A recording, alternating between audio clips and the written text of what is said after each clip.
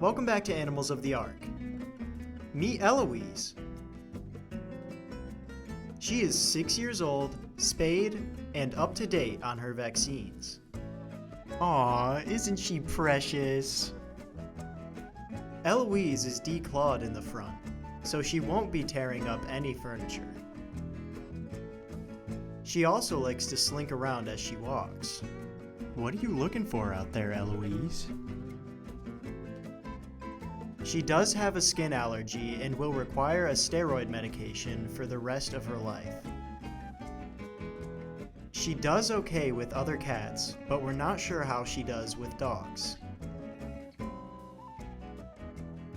If you would like more information on how to give Eloise her forever home, contact Ark of Mecosta County today.